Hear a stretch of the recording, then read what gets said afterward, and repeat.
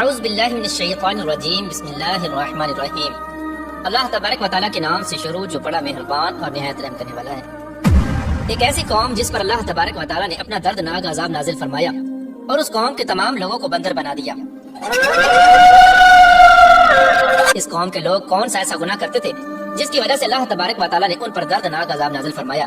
اور یہ لوگ بندر بننے کے بعد کتنی دیر زندہ رہے اور پھر ان کو کس قدر دردناک موت آئی۔ جب یہ لوگ بندر بن گئے تو یہ لوگ اپنے عزیز و اقارب کو دیکھ کر ان سے کیا کہتے تھے، اور کیا آج کے دور میں پائے جانے والے بندر اسی قوم کی نسل میں سے ہیں؟ ان تمام تر سوالات کے جوابات قرآن و حدیث کی روشنی میں آج کے اس ویڈیو میں ہم آپ کو انسانوں کے بندر بننے کی ابتدا حضرت داؤد علیہ السلام کے دور سے ہوئی۔ اس واقعے کا پس منظر کچھ یوں ہے۔ حضرت داؤد علیہ السلام اور ان کی قوم سمندر کے کنارے ایلا نامی گاؤں میں رہتے تھے اور ان کی تعداد 70,000 کے قریب تھی۔ یہ قوم بڑی ہی خوشحال تھی اور اللہ تبارک و تعالیٰ کی فرما بردار قوم تھی۔ اس قوم کو اللہ تبارک و تعالیٰ نے بے شمار نعمتوں سے نوازا تھا۔ ہر طرف سرسبز و شاداب باغات اور ہر طرف ہریالی ہی ہریالی تھی، اور اللہ تبارک و تعالیٰ کی بے پناہ کرم نوازے تھے۔ یہ لوگ اپنی اس زندگی میں بہت ہی خوش تھے۔ حضرت داؤد علیہ السلام کی قوم چونکہ سمندر کے کنارے رہتی تھی تو اللہ تبارک و تعالیٰ کا ان پر یہ خاص کرم تھا کہ سمندر کے اس کنارے پر بے پناہ مچھلیاں آتی تھی جن کا یہ لوگ کاروبار کرتے تھے اور بہت ہی خوشحالی والی زندگی گزارتے تھے۔ جب یہ قوم اللہ تبارک و تعالیٰ کی نعمتوں کی وجہ سے خوشحال ہو گئی تو اللہ تبارک و تعالیٰ کی نافرمانی پر اتر آئی اور طرح طرح کے گناہوں کے اندر مبتلا ہو گئی۔ اور پھر ایک دن اللہ تبارک و تعالیٰ نے اس قوم کا امتحان لینے کا ارادہ کیا اور حضرت داؤد علیہ السلام کو وحی بھیجی کہ اپنی قوم سے کہہ دیں کہ وہ سنیچر کے دن یعنی ہفتے والے دن مچھلی کا شکار کرنا بند کر دیں۔ اس طرح اللہ تبارک و تعالیٰ نے حضرت داؤد علیہ السلام کی قوم پر ہفتے والے دن مچھلیوں کا شکار حرام فرما دیا، اور پھر یہاں سے اس قوم کی بربادی شروع ہو گئی۔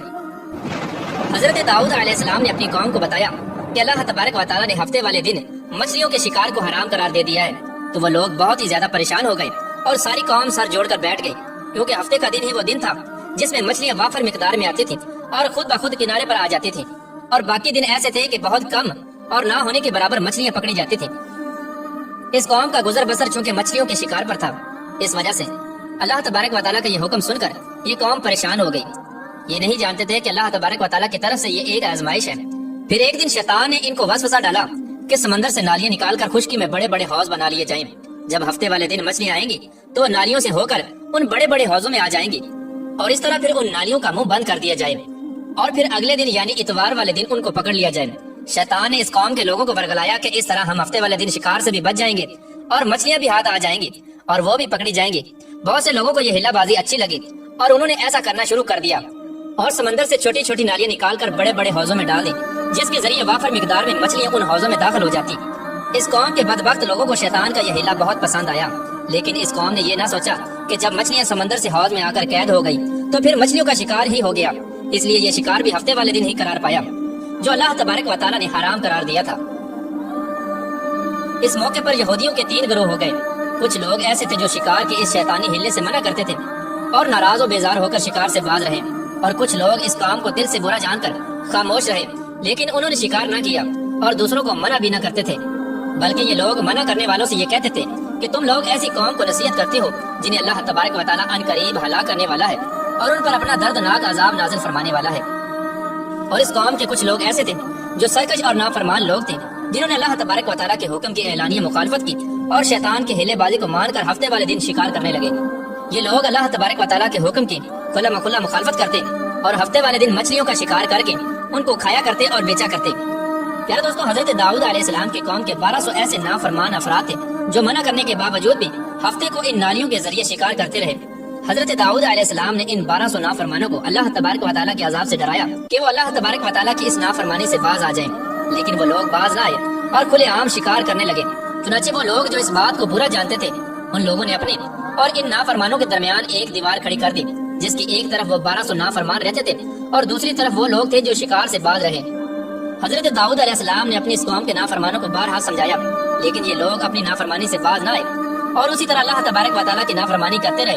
اور شکار کرتے رہے۔ پھر ایک دن حضرت داؤد علیہ السلام نے غضبناک ہو کر شکار کرنے والوں پر لعنت فرما دی۔ اس کا اثر یہ ہوا کہ ایک دن خطا کاروں میں سے کوئی بھی اپنے گھر سے باہر نہ نکلا۔ یہ منظر دیکھ کر کچھ لوگ ان کی دیواروں پر چڑھ گئے تاکہ معلوم ہو سکے کہ وہ لوگ کس حال میں ہیں۔ جب ان لوگوں نے ان نافرمانوں کو دیکھا تو وہ سب کے سب بندر کی صورت میں مسخ ہو چکے تھے۔ اللہ تبارک و تعالیٰ نے ان کی نافرمانی کی وجہ سے ان پر اپنا دردناک عذاب نازل فرمایا اور ان کو انسانوں سے بندر بنا دیا۔ جب لوگ ان مجرموں کا دروازہ کھول کر ان کے گھر میں داخل ہوئے تو وہ بندر اپنے رشتہ داروں کو پہچانتے تھے اور ان کے پاس آ کر ان کے کپڑوں کو سونگتے تھے اور زاروں کی تار روتے تھے، لیکن وہ کچھ بول نہ سکتے تھے۔ اللہ تبارک و تعالیٰ کے ان نافرمان بندر بن جانے والے لوگوں کی تعداد 12,000 تھی۔ ان 12,000 لوگوں نے اللہ تبارک و تعالیٰ کی نافرمانی کی اور اللہ تبارک و تعالیٰ نے ان کو بندر بنا دیا، جس طرح کہ اللہ تبارک و تعالیٰ سورہ بقرہ میں ارشاد فرماتا ہے، اور بے شک ضرور تمہیں معلوم ہے تم میں کہ وہ جنہوں نے ہفتے میں سرکشی کی تو ہم نے ان سے فرمایا کہ ہو جاؤ بندر دھتکارے ہوئے۔ اس طرح حضرت داؤد علیہ السلام کی قوم کے 12,000 نافرمان بندر بن گئے۔ یہ لوگ 3 دن تک زندہ رہے اور اس دوران یہ کچھ نہ کھا سکتے تھے اور نہ ہی پی سکتے تھے، بلکہ یوں ہی بھوکے پیاسے سب کے سب ہلاک ہو گئے اور 3 دن کے اندر سب کے سب مارے گئے۔ اور وہ لوگ جو ان نافرمانوں کو اللہ تبارک و تعالیٰ کی اس نافرمانی سے منع کرتے تھے، اللہ تبارک و تعالیٰ نے ان کو اس عذاب سے سلامت رکھا، اور وہ لوگ جو اس شکار کو برا جان کر خاموش رہتے تھے، اللہ تبارک و تعالیٰ نے ان کو بھی اس عذاب سے سلامت رکھا۔ پھر دوستو بات کرتے ہیں کہ آج کے دور کے بندروں میں سے کیا کوئی بندر ان کی نسل میں سے بھی موجود ہے، یا آج کے دور میں پائے جانے والے بندر انہی بندروں کی نسل میں سے ہیں؟ اس کے متعلق روایات میں آتا ہے کہ حضرت عبداللہ بن مسعود رضی اللہ تعالیٰ عنہ سے روایت ہے کہ حضور پاک صلی اللہ تعالیٰ علیہ وآلہ وسلم سے کسی نے سوال کیا کہ آج کے بندر کیا حضرت داؤد علیہ السلام کی قوم سے ہیں؟ تو حضور نبی کریم رؤوف رحیم صلی اللہ تعالیٰ علیہ وآلہ وسلم نے ارشاد فرمایا کہ اللہ تبارک و تعالیٰ جس قوم پر عذاب بھیجتا ہے